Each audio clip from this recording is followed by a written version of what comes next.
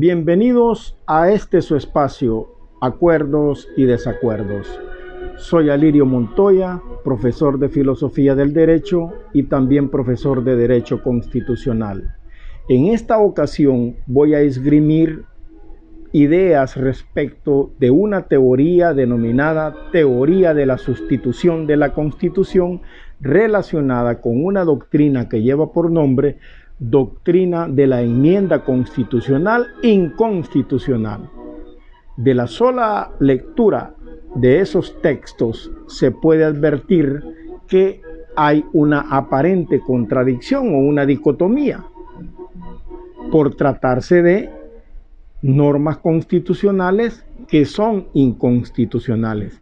Una teoría sustentada por el jurista alemán Otto Bachow. El punto es que en audiovisuales anteriores yo he sostenido la idea que soy amigo de las reformas constitucionales siempre que estas reformas se hagan de conformidad a lo establecido en el artículo 248 de la Constitución, relacionado íntimamente con la sentencia de inconstitucionalidad 7/2012. El punto es que en este tema también entra la discusión sobre la teoría constitucional respecto de dos temas que se conocen como estabilidad de la Constitución y actualidad de la Constitución, en los cuales, como se advierte, puede haber a lo mejor alguna dicotomía, pero no. La estabilidad de la Constitución y la actualidad de la Constitución son temas que se relacionan entre sí y son temas que se complementan. Es decir, que una Constitución puede mantenerse estable, debe mantenerse estable, pero a su vez debe irse actualizando conforme a los cambios históricos de cada sociedad. El punto es que cuando hay que actualizar la Constitución, esa actualización de la Constitución se puede hacer a través de la interpretación constitucional, a través de la mutación constitucional como consecuencia también de esa interpretación constitucional, y también se puede hacer a través de las reformas constitucionales.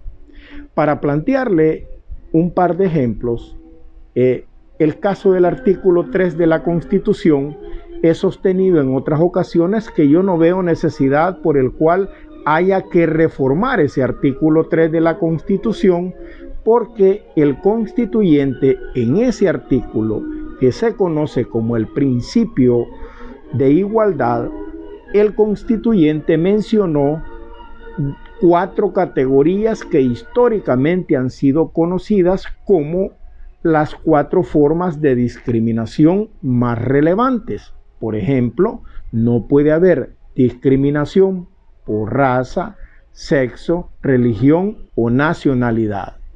Pero de eso no se sigue que esas sean las únicas 4 formas de discriminación. Las únicas 4 formas de discriminación que prohíbe la Constitución. La jurisprudencia de la Sala de lo Constitucional ha elaborado una serie de categorías en las cuales tienen relación con la no discriminación. Por ejemplo, no se puede discriminar a una persona por enfermedad, no se puede discriminar a una persona por la razón de su género.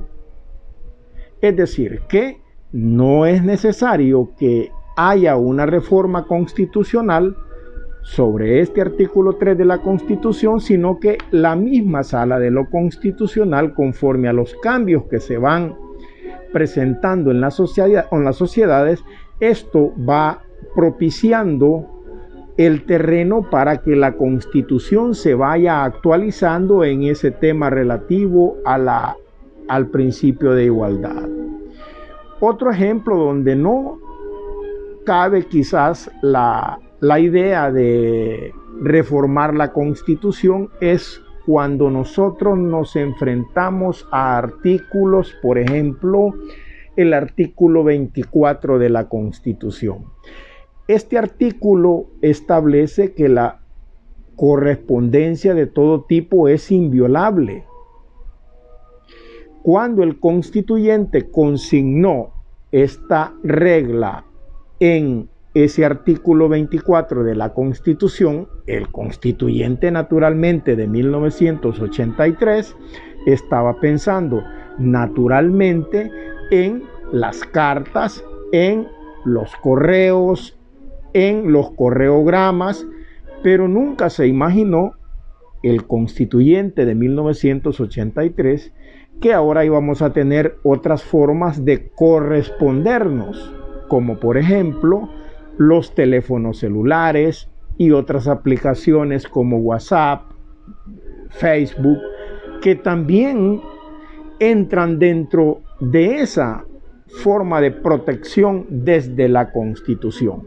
Es decir, que no es necesario que haya una reforma para establecer que el WhatsApp, por ejemplo, se incluye en ese artículo 24.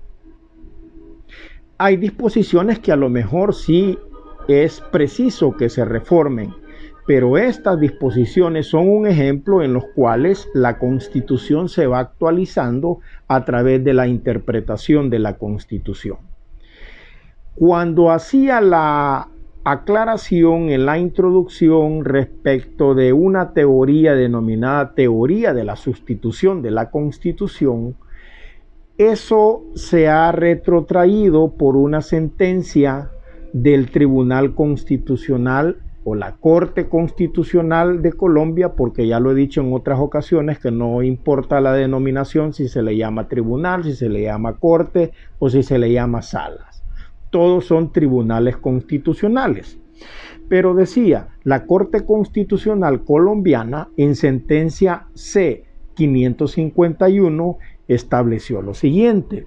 Fíjense que la Constitución política vigente de Colombia no contiene cláusulas pétreas, no contiene cláusulas irreformables, pero de eso no se sigue que el constituyente derivado venga a tratar de cambiar la Constitución. El único facultado para crear una nueva Constitución, señala esa sentencia, fue justamente el constituyente originario, que en el caso salvadoreño sería el constituyente de 1983.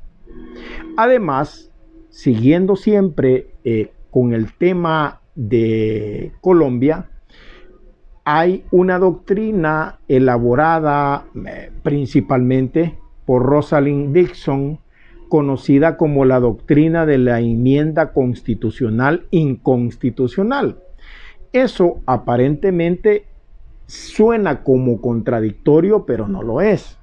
Puede ser, según Otto Bachoff, que las constituciones contengan normas constitucionales que sean inconstitucionales. ¿Y por qué traigo a cuenta esto?